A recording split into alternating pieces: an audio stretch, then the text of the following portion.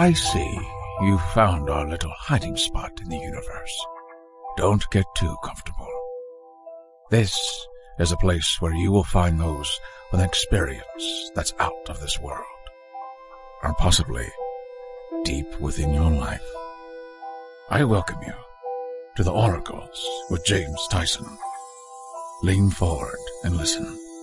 We will pull you into a supernatural journey with guests from around the world, each one experiencing some of the most extraordinary phenomena this wee planet has to offer. Now, here are the Oracles with James Tyson. Thank you, Liam, and thank you, everyone, for tuning into this episode of the Oracles with James Tyson. 'Tis I, James Tyson.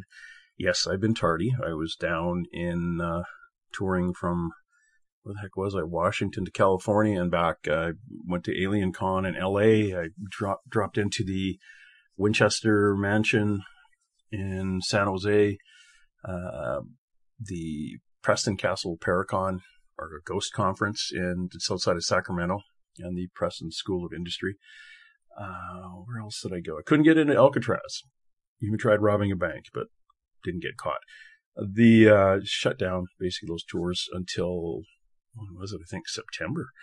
I wanted to do the night tour there, but still get some time. I can go back maybe in September and do that. Took myself for a nice haunted pub crawl on Haight Avenue in San Francisco, and then also found myself in some really scuzzy hotel in the Tenderloin of San Francisco, which was more creepy outside than it was inside. And so you got to watch those deals on TripAdvisor. Oh, it's right downtown. Yeah, I left my luggage in the car, locked up. I didn't want to carry it down the street. It was just a very, very interesting location. But did have a lot of fun. Did see a lot of things. Did meet some really interesting people. Made some good contacts, which you will be making as the season goes on. And season 1 here keeps going on. There's going to be a number of interviews have come out of this trip. One of them, which I'm bringing to you right now, is one that I quite enjoyed, because as a kid, I read the book Chariots of the Gods. And of course, after reading this tore up old book we found in the library in high school, I ended up having to find where I could watch the 1971 documentary that won an Academy Award, Chariots of the Gods. And I don't know if I was really interested in UFOs or archaeology prior to that or after that, but it did really stimulate my interest in the what if, and, what type of information have we been given all of our lives. So one of the things I wanted to talk to Eric about is, it's been over 50 years. I think he wrote the manuscript back in 1967, and it kind of sat around waiting for a publisher to pop up until it was finally released in German, I think in 68, and then carried on to English in 69. Plus, that was the time he was involved in some shenanigans, which probably threw a monkey wrench into the publication and eventual release. But it sure took off specifically after the Academy Award for the documentary. He hasn't really looked back since then. I think he's written 40 some more titles. He is a very, very interesting fellow for a guy who's claims he's never seen a UFO. He is sure interested in them, and yes, he's very, very secure with his belief system.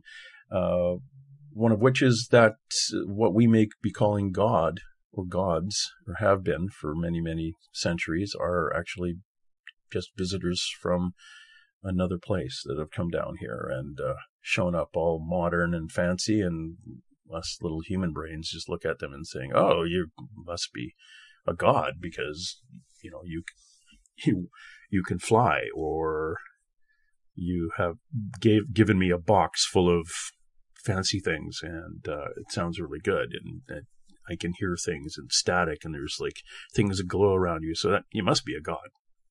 Oh, who knows? He's pretty well got me convinced, though. He arm wrestled me and he beat me on that. So yeah, he's got me pretty well convinced there's no way that we're going to be alone in the universe, which is basically what you and I already know, because we're bloody arrogant to think we are the only frogs out here floating around on a rock with the billions and billions of rocks that are out there. The other thing, too, is what I found reading Chariots of the Gods is that Erich was the first fellow to be that kind of the pointy end of the funnel. He brought a whole bunch of information that was already floating around out there and brought it all together into one place. You can argue that he cherry-picked some of the things, but it matches. Like he took in archaeologists some information and about maybe a cave painting, and then got somebody else, another scientist, talking about the people who did it, and someone else talking about their gods and what their belief systems were, and actually put them all together in one location where all these scientists, all kind of huddling around their work and not wanting it to get polluted by somebody else's ideas. Well, that's how we learn. We take that information and go. I wouldn't want to just eat salad all day. I want to mix it with a whole bunch of other things, and it's healthier that way. But one piece of lettuce, no. Let's throw in a whole bunch of other things. Let's spice that salad up. And that's what he did with Chariots of the Gods. And yes, he caught grief for that because, as you know, each of those scientists would say, well, you published my information or a piece of my information without crediting me or getting permission. And it's like, yeah, really, go away. You wouldn't have done it. You wouldn't have added person A's information to person B's information to some historic thing from 200 years ago, and you wouldn't have looked into it any farther. Well, he did. He snooped around, and he did a lot of reading, and he asked a lot of questions and put it into a book. And now you're going to be upset about it. Well, just go away.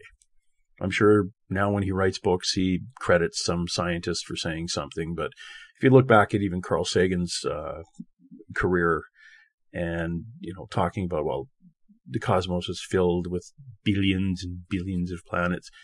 And I think at one point he said, there can't be any other aliens. There can't be aliens. And that we as humans would be the most advanced race in the universe. And it's kind of shake your head going, what do you, one face you say there's billions and billions and billions of planets out there. And the other one is like, no, we're the only one with life. So, I don't know, conspiracy theorist, did somebody tap him on the shoulder and say, hey, don't talk about that because, there's some stuff out there we can't release, which is the other thing I want to throw out to you. What if, all you disclosure screamers, what if, in fact, the government knows that all these alien visits and over thousands and thousands of years are what all our religions are based on? All of them. And what would happen if Disclosure came out and said, oh, all the religions? Yeah, they're all based on a guy named Phil that showed up 2,000 years ago in a spaceship. Okay. That might be a reason to probably keep it under your hat for a bit until we slowly work into it. But Erich is an interesting man. As I say, you can see that blue jacket of his coming through a crowd from 50, 60 feet away. It's like a shark moving through. So if you ever have an opportunity to talk to him, definitely grab that. And he's very, very interesting. But again, my questions, I could have already sat there for days talking to him about all sorts of things. I actually put out on one of my social media feeds, if you had any questions for Erich von Daniken, go ahead and ask. But they weren't really related to what his background is. And his background is just the research, not really, what other people think about him or what he thinks about some bizarre off-the-wall thing. It's just, he does what he does. And it was a nice little chat I had with him. So here it is. I want to introduce you to Erich von Daniken. Erich, I'm very pleased to meet you. I've been a big fan of yours since I was in high school, and I originally read Chariots of the Gods, which you were writing, and it came out around 1968-69. What then got me excited was the documentary, and won the Academy Award, I believe, in 1971. And I guess things kind of picked up from there for you? Well, or it never slowed down? Yes, it all started with Chariots of the Gods. Yes. And I started Chariots of the Gods as a young man. In 1966, I had the manuscript finished in 1966, but I found our publisher. It took 2 years longer until 1968, February, that the book appeared in the German language first, later than in English and so on. But long before 1966, I was working on that subject. I find it impressive at the time that there were a number of scholars or people interested in it, and they never did what you did by taking information from one point and information to another point, which was almost the same. You seem to have gathered a lot of information, put it together, and said, look, this is a little bit important. I think some people should know about it. And that's what I was fascinated about when I read the book. Originally was, it's always been out there. It's just you seem to be the one to point out from a number of different venues put it into the one book. Since then, and since the success of that, and more people coming forward, more and more information about what they've seen and showing you that information. You have, 40 titles since then? Yes, in the meantime, I just finished the 42nd one. Was the 42nd one the Gods Never Left Us? No. The 42nd is not on the market yet. Okay. When does that one come out? It will come out only. I just finished the manuscript at home. Oh, okay. So that one's gonna come out really quick then. That's, we hope. Next year? Okay, good. In the meantime, during those 40 titles and your writings and your travels, how has that changed your perception of your research from the very first book? You see, I respect all the scientists, and most of them, the majority of them, are brilliant and honest personality. They are integral personality. They have humor. But everyone is a specialist in his field. He has his special tunnel view. For example, an archaeologist does look how old are the bones, how old is this culture, what gods were worshipped, etc. But archaeology normally does not take into consideration religious texts or mythological texts, where I do. Mm-hmm. I make this combination. You know, a practical example is archaeology is working on the Great Pyramid. So they discover more and more rooms in the Great Pyramid. They discover more shafts. They think, oh, it's wonderful. They ask the question, who did it? What time? What god was worshipped?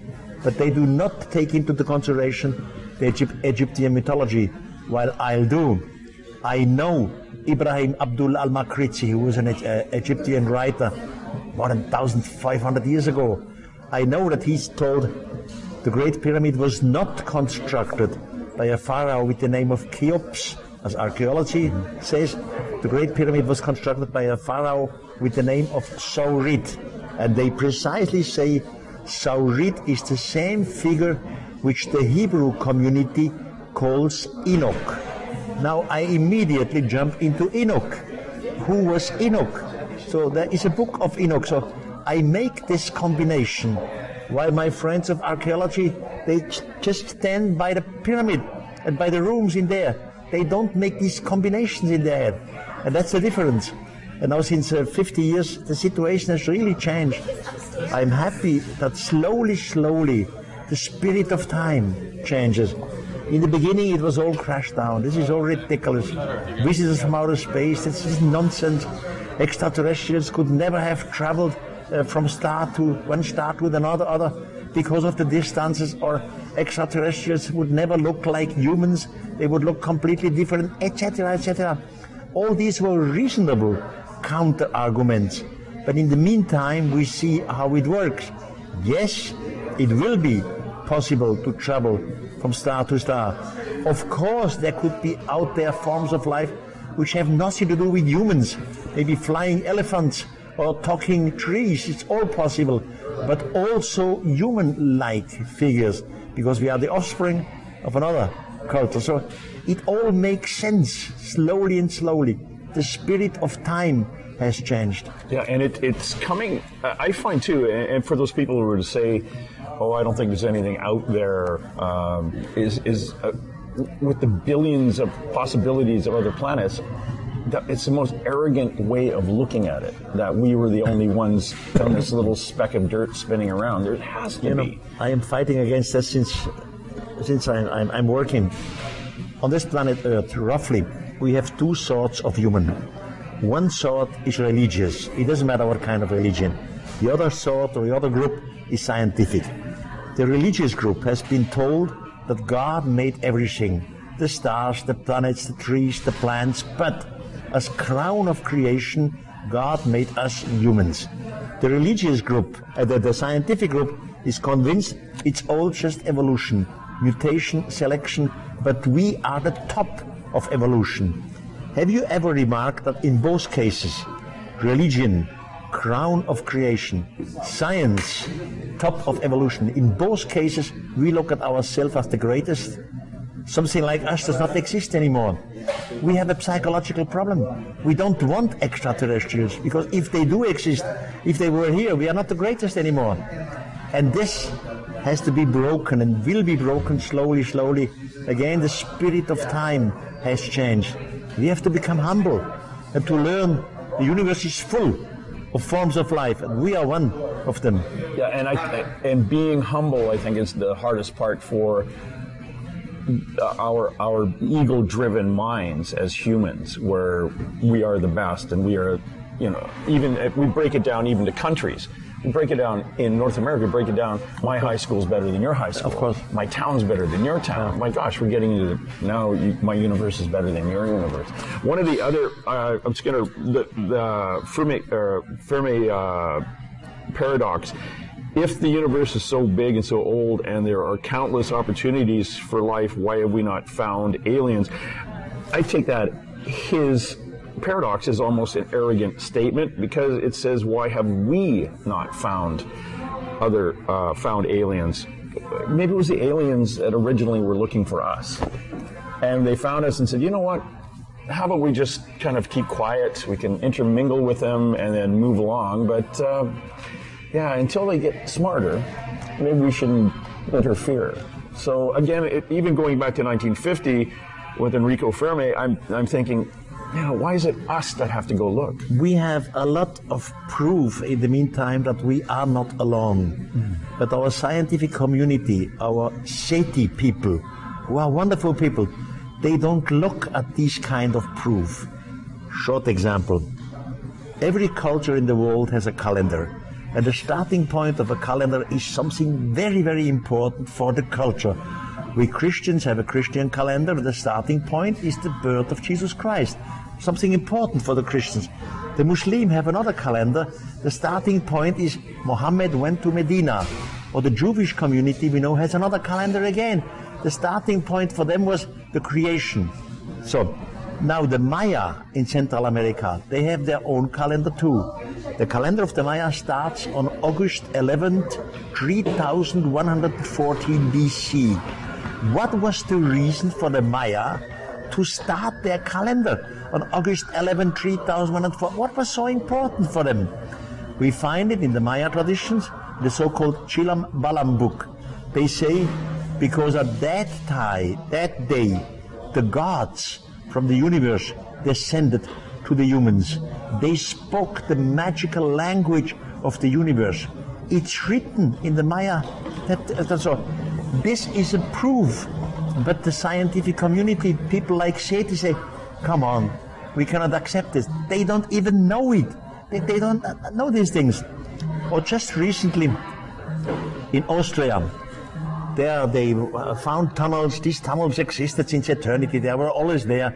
So thousands and thousands of years ago. But only recently, scientists, professor, doctors in archaeology found that some of these tunnels were definitely made by machine. You can prove it because of the drilling, because of the distance, which is millimeter to millimeter from one tunnel to the same. Now, the dating shows at least 10,000 years ago. Now we have new questions. Who has had 10,000 years ago a machine, a drilling machine? Where did the energy come from? What civilization is that? Our Stone Age people didn't drill with the machine, so you land again with extraterrestrials. But they don't accept it because they don't know all these indications. I'm the one who knows these indications, and I bring them together from different fields like religion, like mythology, like archaeology. I bring these things together. And that's the difference between Erich von Daniken and the proper scientists. And that is going back to the original seed Chariots of the Gods, where all this information was brought together, and then let the public make a determination. And as a high school teenager, it just opened my eyes, and I'd go to the theater and I watched the documentary, and it was amazing. And there was no conclusion. It is this, what do you think? Now, that seed then sparks the imagination. Yeah. And that's what I'm impressed with. The Chariots of the Gods had 238 question marks. Nobody read the question marks. Oh, yeah. Yeah, they are question marks. And we still have a lot of question marks. But we have some facts. We bring up the facts and end with the question mark. You see, in Peru, we have this plain of Nazca. You know, yes, plain of Nazca. There are some of these figures in the ground of fishes and monkeys and spiders and so on. And in every documentary on television, they explain us how easy it is to make these figures. And it is easy. It is not a mystery. You simply scratch away the surface of the stones and the brown sand, and then a brighter shining surface appears. So it is easy.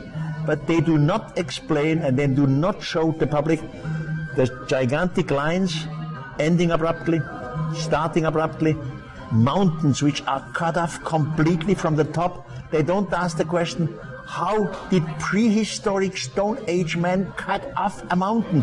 What was the reason for these lines looking like airstrips?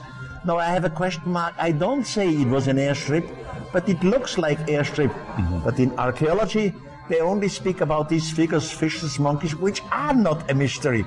The real mystery is not shown to the public. That's what I bring up.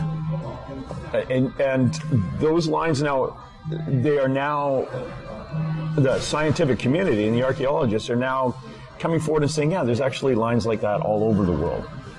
Not lines, but the figures. But the figures like that. All over the world in the meantime, because of satellite photograph. They have discovered big figures in Saudi Arabia, big figures in Jordania, big figures in the ground in Russia, near the Lake of Aral and so on.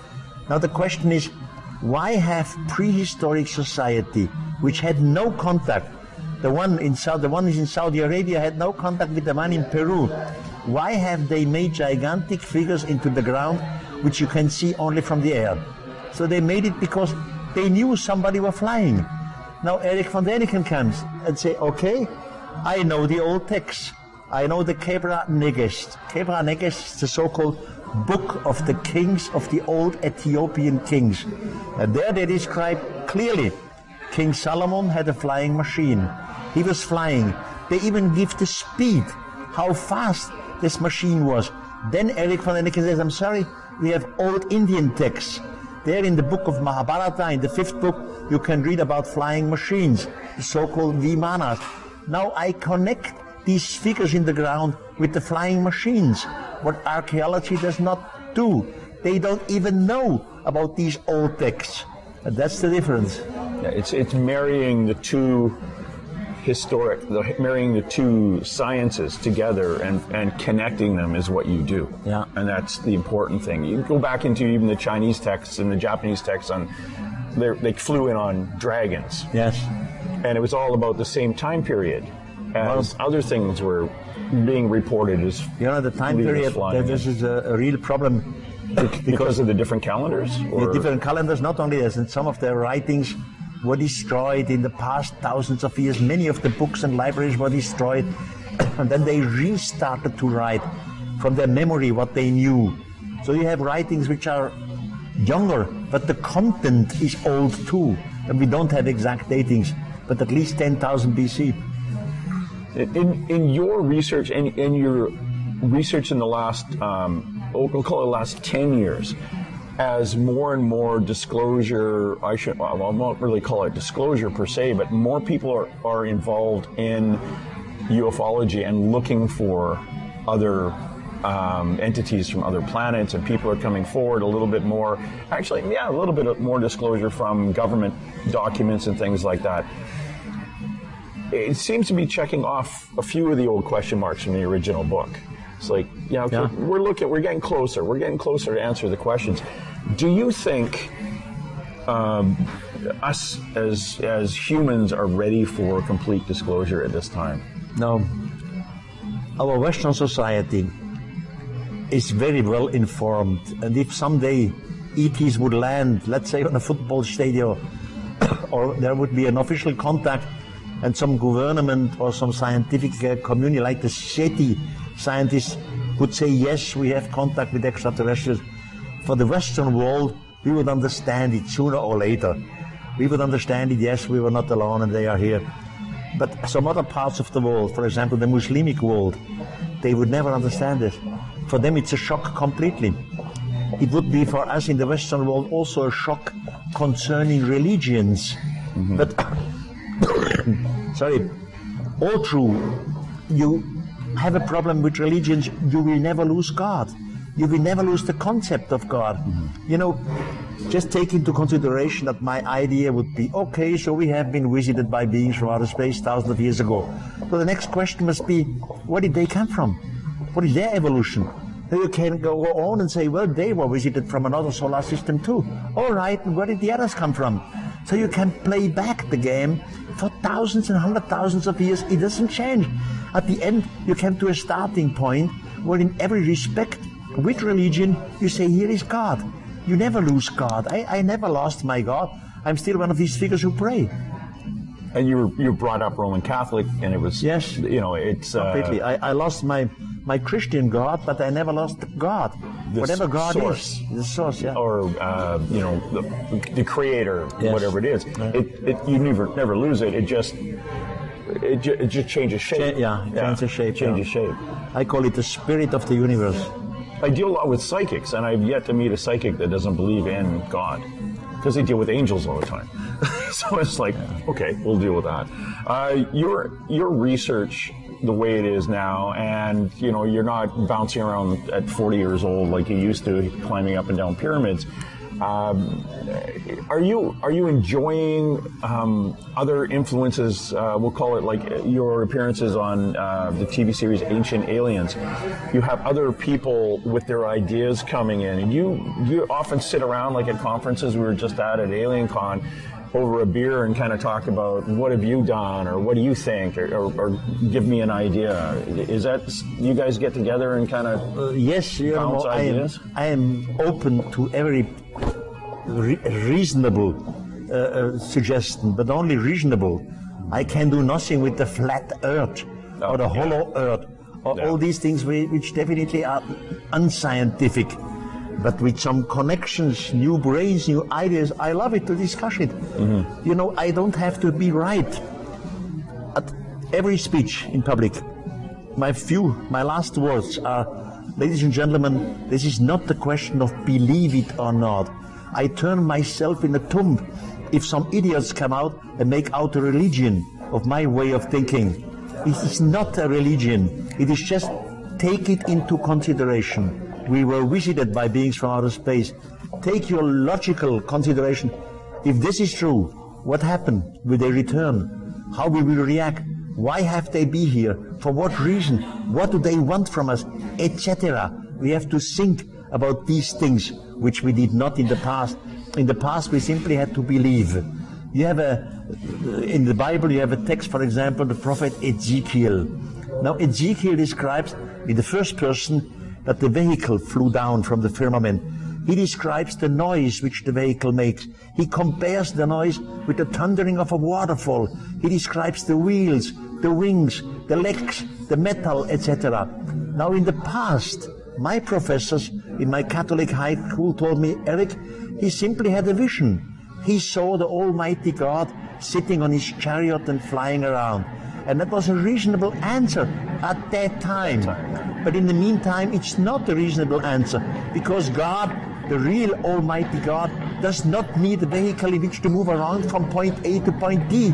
God is all over. So the situation has changed, the spirit of time, and we know the technology that it would function. A machine who comes down from the clouds down to the human We know how noisy it would be, how the sand will be blown up, etc. So the situation has changed. And what's really interesting about the point you just made with Ezekiel, some of the descriptions of the wheels of that have been actually, there's a U.S. patent based on the description in that, in Ezekiel. That's another story. Long time ago, really, at least 30 years ago, if not more, I had a secret speech at NASA in Huntsville.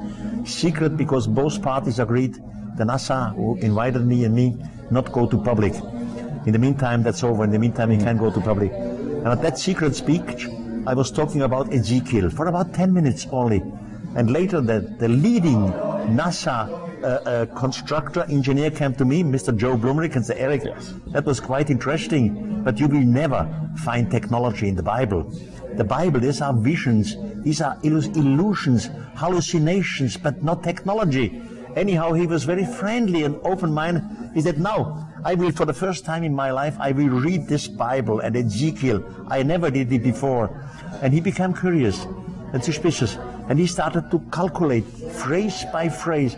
And the result was a book called The Spaceship of Ezekiel. This time from the scientific point of view. And it all makes sense, including what you just mentioned, the wheel. NASA has an international patent of the wheel, which is used at the moment on Mars.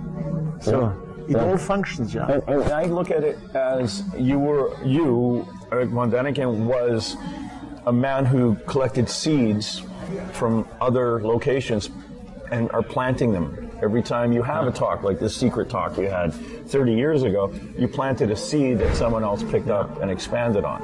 And now this one grows here and this one grows there. And people back in the 70s, early 70s, 69, 70, when the book was translated and hit international status, those books were taken and seeds were planted. And people went from high school to college to university with the curiosity that you planted originally. And I think that is the fascination of your series of books. I hear this practically every day. When I sign books somewhere, most of the people say to me, Erich, your book changed my life, or your book changed my way of thinking, or because of you, I have studied archaeology, because of you, I have studied space technology. So I hear this practically every day, and of course it makes me a little bit proud. I'm happy to hear this. So it changed something in the world. As I repeat myself, the spirit of time has changed. Yes, it has, and it is something that I look at as an event that leads to other events, and we are questioning things, and we have a generation. We now, what are we at, 2 generations now since the book came out of people who question? Yeah, I mean, it came out in 1968, the book. More than 50 years now. Ago, yeah. So you've got 2 generations of that seed, or that baton being picked up to the next generations coming up.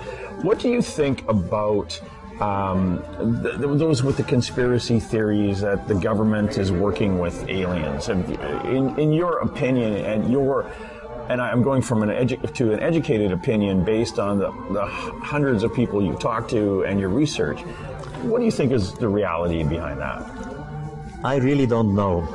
I do not exclude that there is some conspiracies, small conspiracies, but normally scientists are not like this.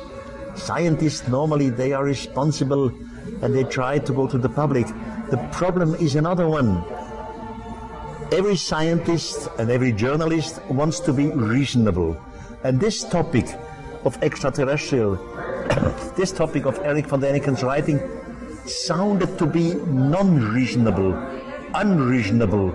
So they were always afraid to ridicule themselves. That's why they did not go to public. Scientists find out something which may confirm Erich von Daniken, but they don't go to public, not because of conspiracy. They are simply afraid of being ridiculed in the public. It's the moral courage which is missing. Some of them are afraid to lose their reputation. So it's not conspiracy. It's the lack of moral courage. in the society, and this changes now slowly. This does not exclude that some scientists have some knowledge which they think the people, the time is not ripe for the community to go to public with this. But I personally don't know no scientist who is part of a conspiracy. Have you ever had somebody come up to you and say, look, I used to work in an area where we've created our own anti-gravity vehicles? Yes, I met some of these people, and I always ask for the proof. And if they have no proof, I did not write about it, because I can do nothing. Then I have to believe. I don't want to believe. I'm one who wants to know. I need some facts. So many people today say they had contacts with extraterrestrials. And I do not exclude this. I respect it. Maybe this is quite possible. But every person tells me another story. So I have to believe them. And I don't want to believe. I want facts and proofs. Have you ever seen a UFO? No, never in my whole life. It's a shame. I went up last year to Sedona, Arizona. And they said, okay, in this chunk of sky here, we have 10 satellites come by in a 2-hour period. A military jet has this white strobe on it, and the commercial jets have the red and the white light. And they said, we're going to look at these other ones. We had these little night vision goggles, and as they flew over, they said they're about 13 miles away. And these are little handheld lasers that you would use in a classroom, and you'd point at them. And we'd flash them 3 times again, take a pause, and these would stop, and they would get about 10 times brighter. They'd go back down to the normal brightness, and they would continue. And they were in groups of 3, up to 4 the night I was there. The lady, Melinda Leslie, who put it on, said she actually does this tour every night. And there was an area pointed out to her, but she says, a group from NASA says, you just watch up there, and they'll just appear, and other ones will head to it and disappear. And we were watching, and I actually saw one leave as one was getting closer, and this one's powered up, it went brighter, and then this one got brighter, like they were flashing their lights at each other, and then they were going. And so, and she said out of the 800 some days she's been up there, she's only had one night, or nights that she's been up there, she only had one night where they hadn't seen something like that. But the thing is that something man-made or something made from somewhere else? We don't know. Yes, but man-made. We have these reports about UFOs since more than 50 years. So today we have drones who can do something, but not the speed which these beings have. And I'm not knowing all this from personal experience. I never saw a UFO, but I know the stories and I hear the story. So the answer that this is man-made drones or something, forget it. It's not the answer. There must be something out there which obviously has a higher technology than we have. But I never saw one. Yeah, if you ever get the opportunity to go up to Sedona for any of the conferences up there, and you've got an hour after sunset, I know you're probably one of the busiest men on earth who don't even live in this country. You're still based in Switzerland. If you ever get that opportunity, you have to just get up there and see what it is these people are saying and what I saw. And then that gives you a lot more questions to ask after that. Like anytime I experience something, it just leads me. Anytime I talk to someone like you, I leave here thinking I've got some answers, but I have way more questions. And that's the advantage of having somebody like you and somebody who writes like you do with the question marks. Since a few years I was a member of this Contact in the Desert, this UFO conference. Yes. And out there, my secretary Ramon, he also went with some special night glasses, and they watched the sky, and he saw some of these objects flying. But I personally have not made this experience. It's check that one off your list maybe someday. Yeah, it's and I was curious. I did see the military jet flying by with that strobe going. I was all excited until they said, don't worry about that. It's just a military jet. I've talked to Dr. Lynn Kitai, who watched the parade, the Phoenix Lights coming down. I remember the case of the Phoenix Lights. Yes. Yeah. I saw the picture. Yeah. What do you think about the different shapes that people describe? It doesn't matter. We have different types of aircrafts, I mean, a military jet is not the same thing as a jumbo jet, a civil aircraft, or a helicopter is not the same thing as a Navy jet. So we have hundreds of different forms of air machines who fly. Why should they not have different forms of shapes? This does not contradict the UFO case. Yeah, it's amazing too, because you're familiar with Bob Lazar and his stuff. Yeah. I talked to Bob Lazar a few weeks back when I was in Oregon, and he is just a very matter-of-fact kind of guy, and he was talking about what he used to work on. What you were talking about earlier about the tunnels in Austria being 10,000 years old and made by machine. His claim that the UFO that he was doing reverse engineering on was actually found in an archaeological site and is about 10,000 years old. Fantastic. And that was the one he was specifically doing the reverse engineering on. And he was talking about how the anti-gravity mechanism worked to propel it. But it was so matter of fact. As a retired policeman, I'm looking at him and I'm thinking, is he pulling my leg? It was just so natural. It's like the way you speak. It's just a very natural. This is what it is, and if you don't believe me, you can leave. The attitude. It's very easy to. We have in the United States. We have this SETI organization. Yes. Search for Extraterrestrial Intelligence, and they never come up and confirm such a case. This is a scientific organization. I would be happy if one of the SETI scientists one day say, yes, for example, in Sedona at night, we have these lights and we have no explanation. And it is not something spiritual, it is something with matter. But none of the SETI scientists ever come to the public because they are afraid to be ridiculed. Again, let's go back right to the beginning and ego. It's the ego of the individual, not, as we spoke about earlier, the ego of the human race being we're the best, but the ego of the individual keeps them from coming forward. Well, I think the time is ripe, and this should go to public, and this would be good for us. We have a political situation as we have it since thousands of years. The humans are fighting against each other. We have wars because of racism. We have wars because of religions and whatever these things are. Soon as we have contact with extraterrestrials, all these wars makes no sense anymore. We realize we are all the united intelligent human of this planet. So it would be very good for us. Oh yeah, I think it would be. Anything to, first of all, anything to eliminate a war, but to kick us back and kind of put us back on our heels to look at and realize we aren't as significant as we think we are. No, we are not the greatest in the universe. No. Definitely not. And that is something. And from the past, I clearly can prove, and I use the word proof, we have been visited, definitely. But our society at that time had not the technological knowledge which the ETs had. And in some cases, some of the humans were taken away by the ETs. And the humans learned the language of the ETs, like Enoch or Arjuna, they learned the language. And the ETs dictated them about the science in different fields. And in some cases, the humans asked these strangers, where do you come from? In none of the cases, they said, we come from Atlantis, or we come from another continent, or we come from a submarine base. They always pointed to the sky. We came from that and that star. And thousands of years ago, there were only a few people who could write. The writers at that time, they were honest. They did not write or handed down science fiction. If a guy in Sumerian cuneiform writes Gilgamesh, the king of Uruk, he was one part human and another part God, a mixture of it.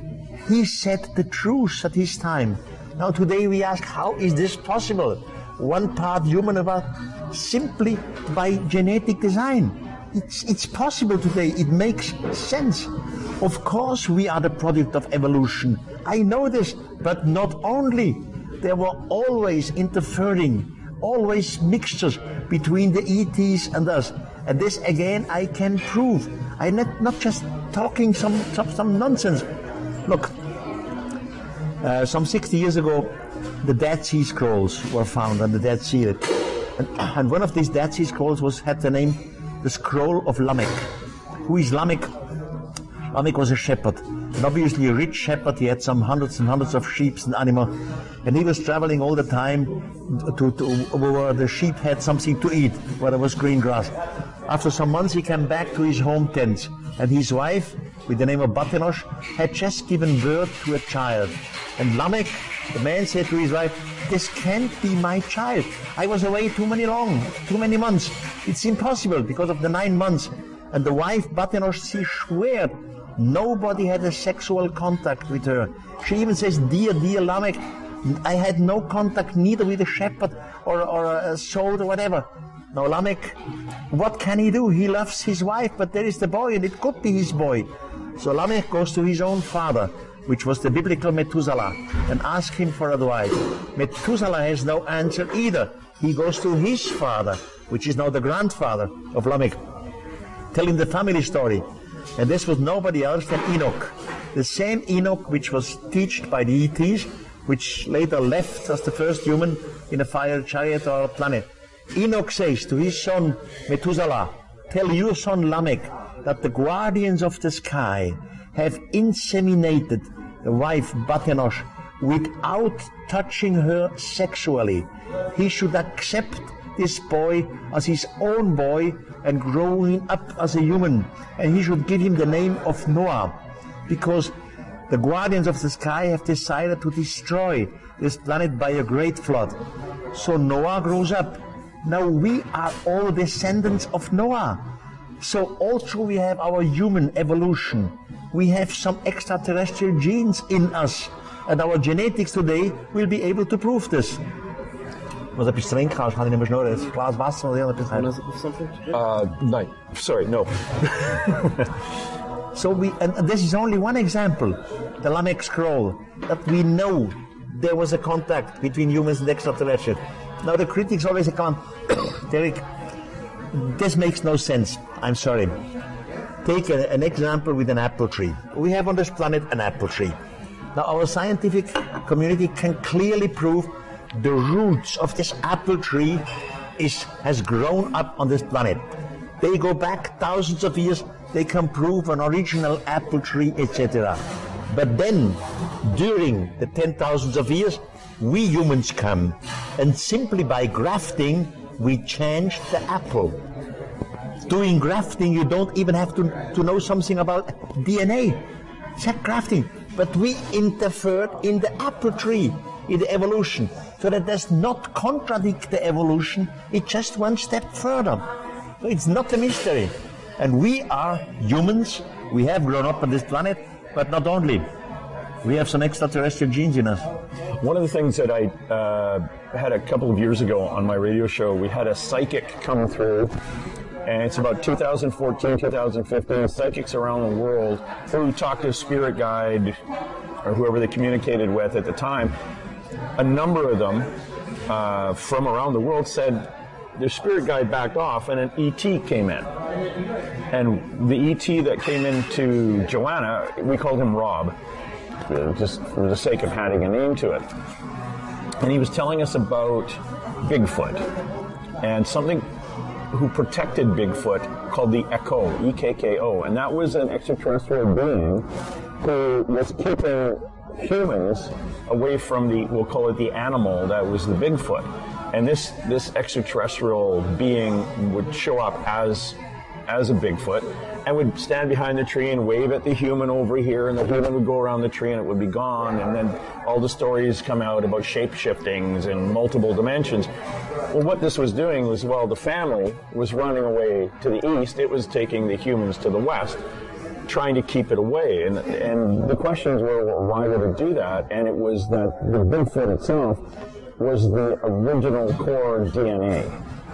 And the Bigfoot, the alien being, was there to protect it from us interfering with it or killing it off or doing what humans do to strange animals. And in the event that we had to be started up again, there was a base strand to be mixed with the ETs. Makes sense. But, you know, and that's one of those things that I kind of look at and go, okay, that kind of makes sense. It kind of makes sense for the stories you hear about people who bump into a Bigfoot in the middle of the woods and then follow it and it disappears. Or the other ones that get chased out of a camp way out in the wilderness where maybe there isn't one of these protectors with it because humans never really pop around that area. But, you know, and that gets to the core DNA and the base human being. But what you said about and your study of the biblical texts and getting up into Noah and that base human, I won't say species, fanning out from there across the goal. Yeah, that is interesting too. And we could see how there has to be a non-human connection to that, so we're not all interbred into strange, you know. See, every religion, most of the mythologies, and I know them, they start with the gods, the so-called gods, created humans after their own image. We are the offspring of someone. Yeah, and it's I look at it sometimes too. Is that are we created as the same image? Is that the hands, the 10 fingers, 10 toes, or is that the actual soul energy around us? Is that the image of the original being? No. It's the actual. It's the body. It's the body, the physical body. You might have on other planets beings who are completely different than we. As I said, maybe there are some trees who talk together, or flying elephants with tentacles. Everything is possible out there. But soon as you have a planet which is similar to the planet Earth, seen from the temperature, from the gravity, etc., you have at the chain of evolution a similar product at the end, because it started from outside. This is called panspermia, the theory of panspermia. You see, somewhere in the universe, it all started. We have no answer what started it. In religion, they tell us in the beginning was God, and God was the Word. So you should ask, and who created God? They have no answer. In science, they say, now in the beginning was the Big Bang. Okay, what created the Big Bang?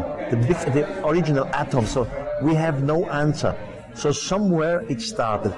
And the first intelligent form of life had an interest to spread out their own form of life in a certain sector of their Milky Way. By doing this, you don't send spaceships. You simply infect a sector of your Milky Way with billions of your own life form. That means DNA. You infect like dust. You infect with billions and billions a sector of your Milky Way with DNA. You know exactly that the biggest part of this DNA dust will come into the gravity of a sun, will burn, or come into the gravity of a planet like our Jupiter, much too big. Life could not evolve there. But the little part of it will come into the gravity which has a similar planet as the one who started the game. And now life begins, and evolution begins. But the information has come from outside. I learned in the clever high school I was, it all started in the primordial soup. You know, the atoms melted together to molecules and so. In the meantime, the leading scientists say, no, this idea of a primordial soup was a wonderful idea, but it's wrong. It does not work. The information comes from outside. And you promptly land in the religion text, the gods created humans according to their own image. So we are parts of this fantastic universe and this fantastic form of life. You do not exclude that there are incredible forms of life which are completely different to us. But the same planets, similar temperature, similar gravity will come up with similar beings. That's fascinating. It's a fascinating way of looking at it, specifically because once you fan that out, that dust out, it only settles on planets that it could have existed on from the original. Really? Exactly. So you send it everywhere. And you know it's only going to settle on the places it's supposed to settle. Exactly. According to NASA, they calculate only in our Milky Way, not in the universe, only our Milky Way. with about 4 billions of Earth-like planets out there. Hey, we are not alone out there. No. The Earth is not unique. No, and again, getting back to the arrogance of us humans thinking that, oh no, we're the only ones out there. We couldn't have. There can't be any life, and I'm sure that the life that's out there on some of those other planets are far in advance of us, or are still just been dusted in the last 1,000, 10,000, a million years. So yeah, some of them are far advanced to us.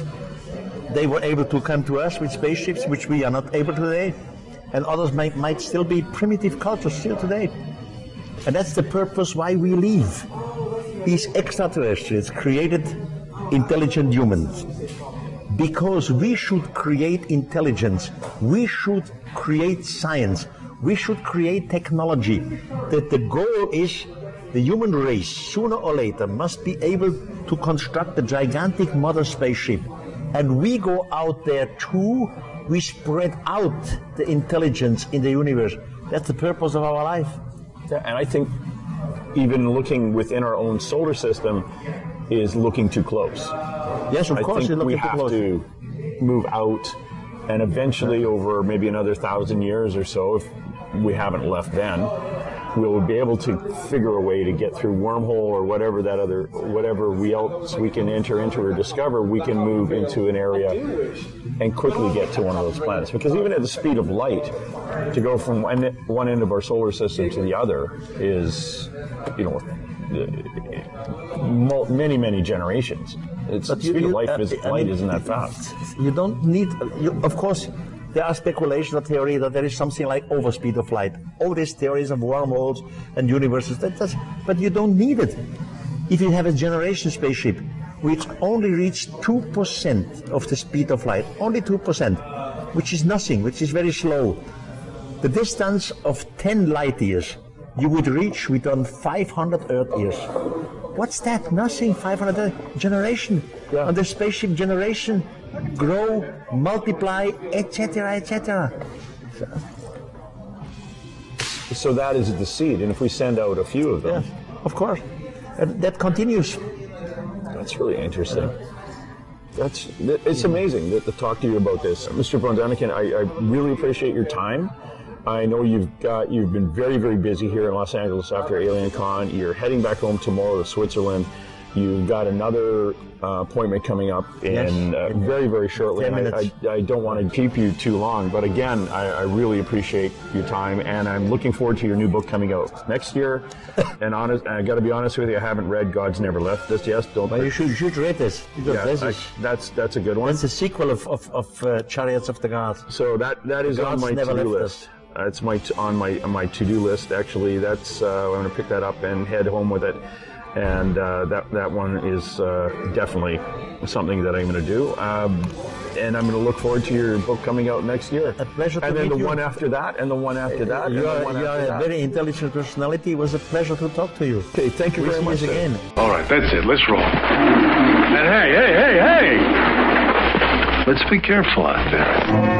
Far over the snow, what are those voices?